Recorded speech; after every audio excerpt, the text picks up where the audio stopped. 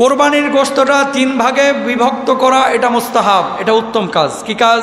কোরবানির গোশতটা আসলে পুরোটা খাওয়া যাবে কিনা বা পুরোটাই দান করতে হবে কিনা। ফাকুলু মিনহা ওয়া আত'ইমুল বাইসাল ফাকির। আল্লাহ সুবহানাহু ওয়া তাআলা বলছেন খাইতে, খাওয়াইতে, গরিব মিসকিনকে দিতে, প্রদান করতে। নবীজি বলছেন কুলু ওয়া আত'ইমু ওয়াদ্দাখিরু, নিজে খাও, খাওয়াও, জমাও। সুবহানাল্লাহ বলেন। আমার নবী বলছেন কোরবানির গোশতটা তিন ভাগে বিভক্ত করা এটা মুস্তাহাব, এটা উত্তম কাজ। কি কাজ? তবে ফরজ না। কি না? ফরজ না। মাসালা বুঝতে হবে আপনাদেরকে। তিন ভাগে বিভক্ত করা উত্তম। যদি আপনি ভাগ করেন, এক ভাগ নিজে খাবেন, আর এক ভাগ আত্মীয় স্বজনকে দিবেন, আর এক ভাগ গরিব মিসকিনকে বিতরণ করবেন, এটাই হচ্ছে উত্তম পদ্ধতি। নবী এটা করেছেন। এখন ধরেন 15,000 টাকা একটা ছাগল নিয়ে এসে আপনি কোরবানি দিয়েছেন, গোশত হয়েছে 12 কেজি। আপনার ফ্যামিলির সদস্য আর আত্মীয় স্বজন আশপাশে যারা আছে এই 50 জন হয়ে যাচ্ছে। মানে আপনি গরিবকে দিবেন কি, ফ্যামিলিকে দিবেন কি, নিজে খাবেন কি, আর আত্মীয় স্বজনকে দিবেন কি? প্রশ্ন জাগে না? এরকম ক্ষেত্র বিশেষে এখন আপনার মনে চাইলো যে না, এই গোশতটা আমি গরিবদেরকে কিছু দিয়ে কোনো আত্মীয় স্বজনকে দিব না, পুরোটা আমি রেখে দেব ফ্রিজে। যদি এরকম রেখে দেন যে আমি আত্মীয় স্বজন নিয়ে খাওয়ার জন্য পর্যাপ্ত যেহেতু হচ্ছে না, এই গোশতটা পুরোটা আমি রেখে দিলাম ফ্রিজের মধ্যে, কোরবানি হবে না বিষয়টা এরকম না। আল্লাহ তখন আপনার অন্তরটা দেখবে যে আসলে আপনি গোশত খাওয়ার জন্য কোরবানি দিয়েছেন না আল্লাহকে খুশি করার জন্য। আল্লাহকে খুশি করার জন্য দিয়ে আপনি গোশত পুরোটা রাখছেন, কোরবানি হয়ে যাবে। আর আল্লাহকে খুশি করার জন্য মুখে বলছেন, অন্তরে খালি গোশের জিকির করতেছে, গোশত গোশত গোশত গোশত। কথা বোঝেন নাই? পায়ের গোশত, রানের গোশত, মাথার গোশত, সিনার গোশত আছে না? খালি যদি এরকম চিন্তা চেতনা থাকে, আপনার কোরবানি ঘোড়ার ডিমও হবে না। গোশত হুদাই খালি আপনি এই গরু নিয়ে টানাটানি করতেছেন। এই অভিনয়ের কোনো মানে নাই। অভিনয় করতে হলে এফডিসিতে যান, কোরবানির গরুর সামনে না। কথা বলেন ঠিক না? ওরকম লোক দরকার নাই কোরবানি করার। গোশত তিন ভাগে বিভক্ত করবেন। সমাজে আগে আপনার অনেকে গোশত দিতেন। দেখেন, সমাজ নিষিদ্ধ কোনো জিনিস না, প্রক্রিয়া যদি বিশুদ্ধ হয়। যেমন আপনি আত্মীয় স্বজনের ভাগ থেকে বা গরিব মিসকিন আপনি খুঁজে পাচ্ছেন না, বুঝছেন কথা? গরিব মিসকিন আপনি খুঁজে পাচ্ছেন না। আপনার এলাকায় হয়তো বা আছে, অনেক এলাকায় এরকম আছে যে ফকির ঢুকতে ভয় পায়। আরে বাড়িধারা, বনানী, গুলশান এরকম কিছু এলাকায় ফকির ঢুকতে ভয় পায়। এরকম বহু এলাকা আছে যে ঢুকবো কি ঢুকবো না, আবার দৌড়ান দেখে না। এরকম কিছু জায়গা আছে যেখানে গরিব নাই। তাহলে কি করতেছেন?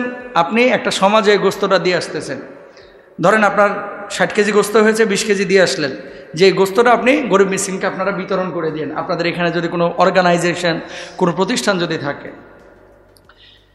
কিন্তু যেটা হয়, এরকম তো করা হয় না। আপনি ধরেন 5 কেজি দিয়ে এসেছেন, আবার 5 কেজি আপনার বাসায় রিটার্ন আসতেছে, এরকম হয় অনেক সময়। তো এই প্রক্রিয়াগুলো আসলে সুন্দর প্রক্রিয়া না। নবীজি যেটা বলেছেন, খাও, খাওয়াও, জমাও। কিছু খাইলেন, আত্মীয় স্বজনকে কিছু দিলেন, গরিব মিসকিনকে কিছু দিলেন, এরপরে খাওয়ার কিছু অংশ থেকে যদি প্রয়োজন মনে করেন ফ্রিজে রেখে দিলেন। এখন সারা বছরও যদি আপনি খাইতে চান গোশত, কোনো সমস্যা নাই। কিছু কিছু জায়গায় আমরা ভুল করি। দেখেন, অনেক সময় গোশত বন্টন যখন আমরা করি, উপজাতি, আমি রাজশাহীতে দেখেছি সাঁওতালরা আসে গোশত নিতে।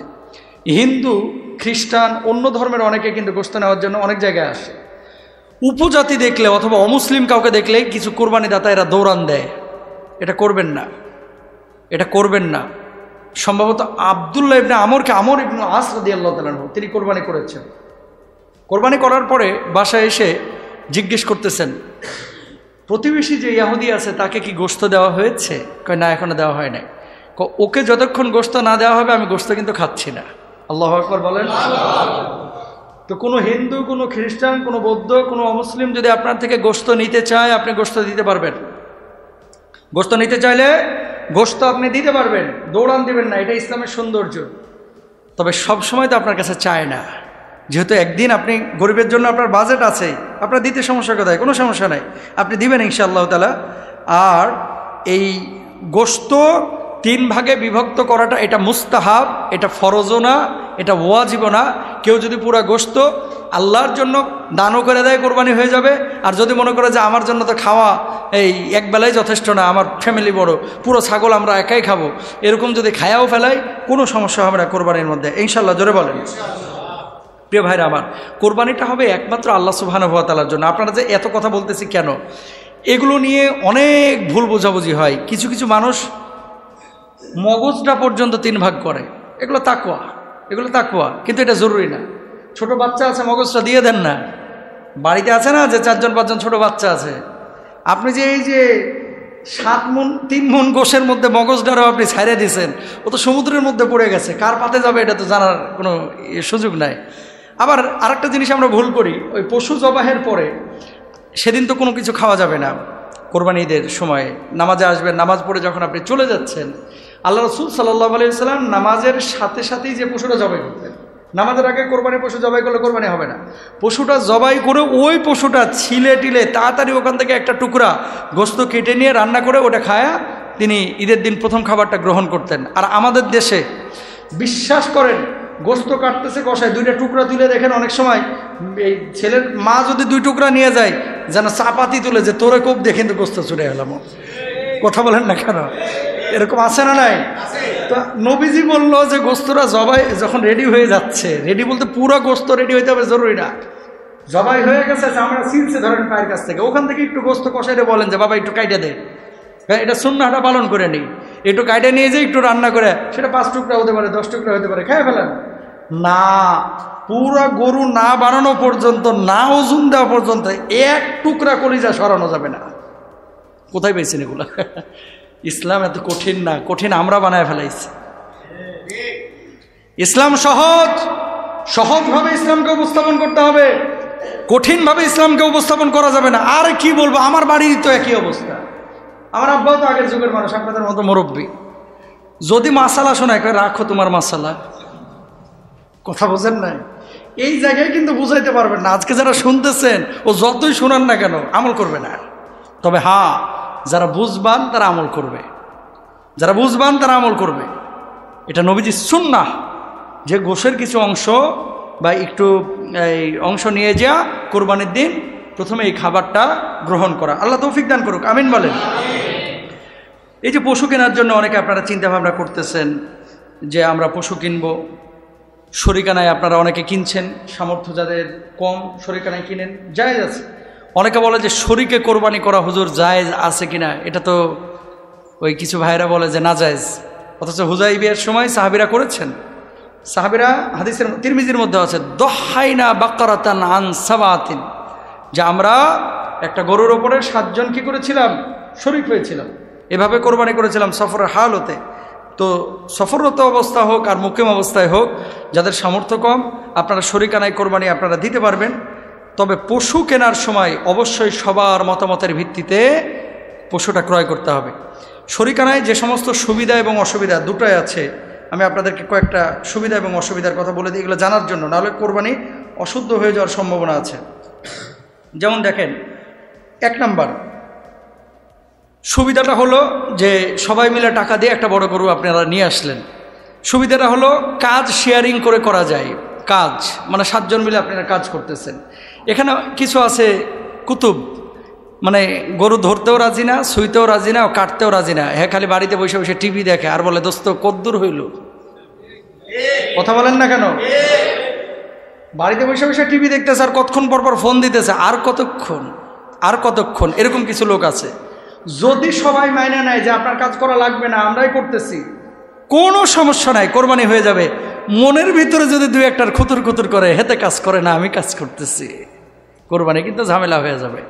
এই জন্য শরিকানায় যারা কোরবানি দিবেন, কাজ সবাই শেয়ার করার চেষ্টা করবেন। সবাই কোপাইতে পারবে না ভাই, কিন্তু বটিটা তো একটু ধারায় দিতে পারে, একটু আগায় তো দিতে পারে, ওখানে বসে তো একটু সময় দিতে পারে। কথা বলেন না কেন? না জমিদারের মতো বসে থাকে বাড়িতে, এগুলো করবেন না, কোরবানি অশুদ্ধ হয়ে যাওয়ার সম্ভাবনা আছে। আপনি পারেন না তো ছাগল দেন, আপনার কে বলছে ওখানে যেতে? আপনি পারবেন না এগুলো, তো একটা ছাগল দেন না ভাই, সমস্যা কোথায়? বা আজকেই কোরবানি দিতে হবে জরুরি না তো, আপনি পরের দিন দেন না। ম্যাক্সিমামের সমস্যা হুজুর কষাই পায় না, এজন্যই তো কষাই আপনি পাচ্ছেন না প্রথম দিন, 10 তারিখ পাচ্ছেন, 11 তারিখ তো পাচ্ছেন, আচ্ছা 11 তারিখও পাচ্ছেন না, 12 তারিখ তো অবশ্যই পাচ্ছেন, তো আপনি সেদিন করেন। তো সুবিধা হচ্ছে সবাই মিলে কাজ শেয়ার করা যায়।